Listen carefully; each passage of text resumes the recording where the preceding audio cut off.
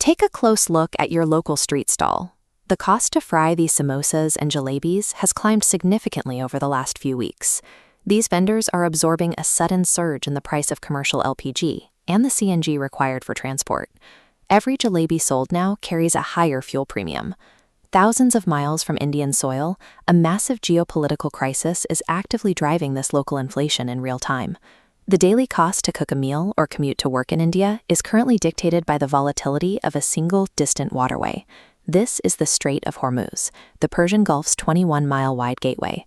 30% of the world's oil must navigate this dark corridor. Iran has effectively severed this artery. By deploying naval mines and threatening vessels with missile strikes, they have physically obstructed global transit. The result is a massive traffic jam outside the Gulf. A sprawling fleet of international cargo ships and idling tankers sits in limbo, waiting for a permission to cross that may never come. A highly localized military tactic has now successfully clamped shut the primary energy artery for the Eastern Hemisphere. To understand the domestic impact, look at the specific vessels trapped at sea. This is a VLCC, or Very Large Crude Carrier, an industrial giant built for high-volume transport. These vessels provide the specific raw materials necessary to manufacture LPG cooking gas, the primary fuel for millions of Indian households. Alongside them are LNG carriers. Those massive white spheres are designed to maintain natural gas in a sub-zero liquid state, fuel that eventually powers our city transit networks and urban gas pipelines. The blockade in the Gulf is specifically choking off the raw energy required to power Indian kitchens and transit networks. The absence of those ships at our ports creates a ripple effect of panic buying and long queues at local gas agencies. As the cost of cooking gas rises, that expense is passed directly to the consumer, inflating the price of every meal prepared in a commercial or domestic kitchen. While the blockade chokes incoming fuel, it has simultaneously paralyzed India's outward trade.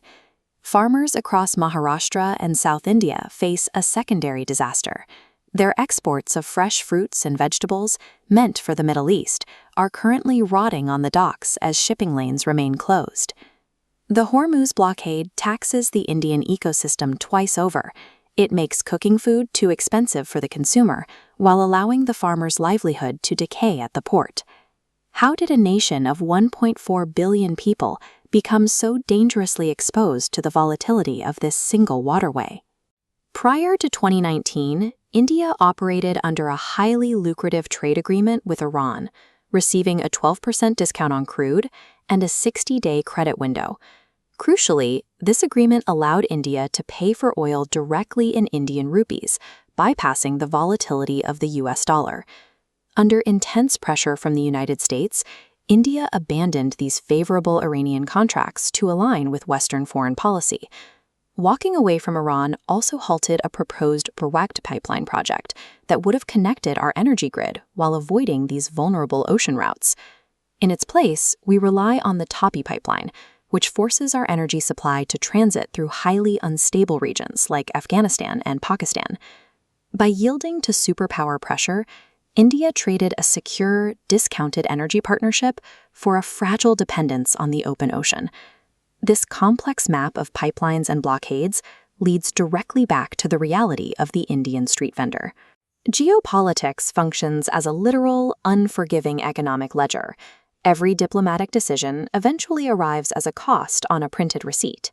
When global superpowers clash over a 21-mile stretch of water, the final bill is ultimately paid by the everyday citizen at the gas pump and the grocery store.